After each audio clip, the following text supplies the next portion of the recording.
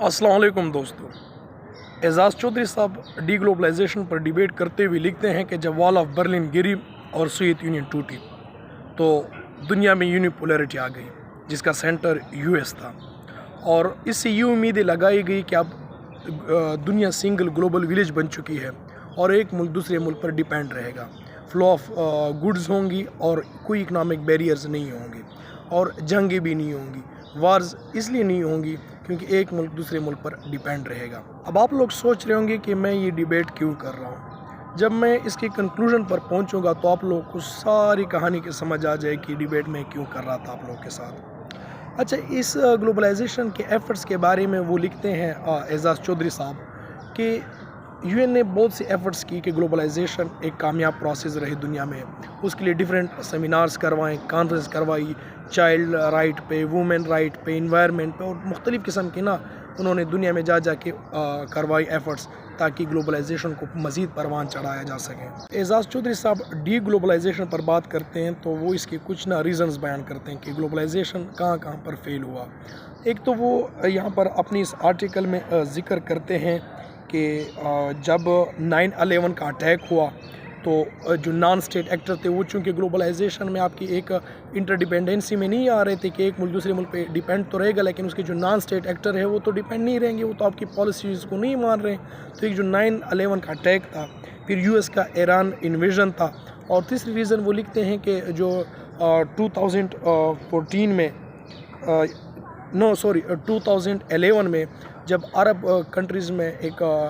Liberal democracy की उन्होंने एक लेयर चलाई जो पूरी तरह नाकाम हुई, क्योंकि यूरोप हमेशा वेस्ट ने ये काम किया है कि उन्होंने अपनी जो लिबरल डेमोक्रेसी है वो दूसरे पर तोपने की कोशिश की, जो बहुत सी जगहों पर नाकाम रही। एक रीज़न उन्होंने ये भी लिखा कि ये भी अब वेस्ट की हमेशा से पॉलिसी भी ये रही है कि उन्होंने अपने जो ग्लोबलाइजेशन की बात इसलिए की है क्योंकि दुनिया में फिर हमारी सुपरमेसी रहे, और उन्होंने अपनी लिबरल डेमोक्रेसी हर जगह तोपने की कोशिश की।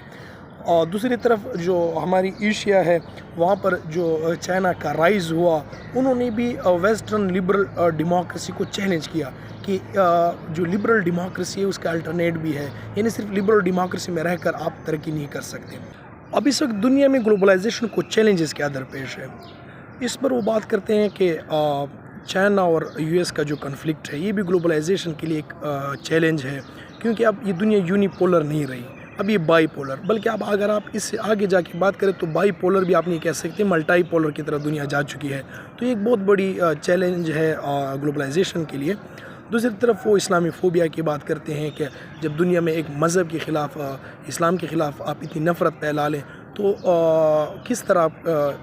इंटरकनेक्टेड हैं, आप एक दूसरे के लिए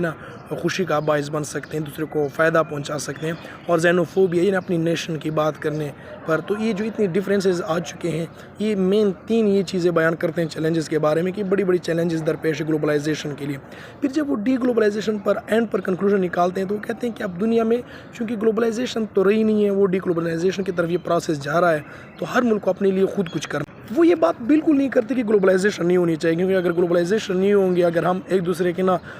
सपोर्ट नहीं करेंगे, तो जैसे कोविड आया या क्लाइमेट चेंज, जो भी मतलब ऐसे बड़े बड़े चैलेंजेस हैं, इससे निपटना हमारे लिए किसी इंडिविजुअल कंट्री के लिए बहुत ही मुश्किल होगा। लेकिन वो कह रहे हैं कि दुनिया डी ग्लोबलाइजेशन की तरफ जा रही है, और वो लिखते हैं कि अब हर मुल्क को अपने लिए अपने पाँव पे खुद खड़ा होना होगा। ये सोच तर्क करनी होगी कि अब मेरी मदद चाइना करेगा या दोस्त ममालिक करेंगे यूएस के साथ तो मैं तरक्की कर सकूंगा, नहीं, आपको खुद अपने पाँव पे ठहरना होगा। इस पूरी डिबेट का कंक्लूजन ये है कि अब पाकिस्तान को अपने पाँव पे ठहरना चाहिए, अपने लिए खुद कुछ करना चाहिए। IMF से जो आपको जितनी भी लोन मिल रहा है वो आपकी किस्तें आप अपनी जो दोबारा रीपे करना है, अपने पेमेंट करनी है, उसके लिए आपको दी जा रही है, या दोस्त ममालिक जितनी भी दे रहे हैं वो आपकी रिज़र्व कुछ टाइम के लिए उसके बाद ख़त्म हो जाएंगी, तो आपने अपने लिए कुछ करना होगा। तो ये पूरी डिबेट का सारा कंक्लूजन इसी पॉइंट पे था।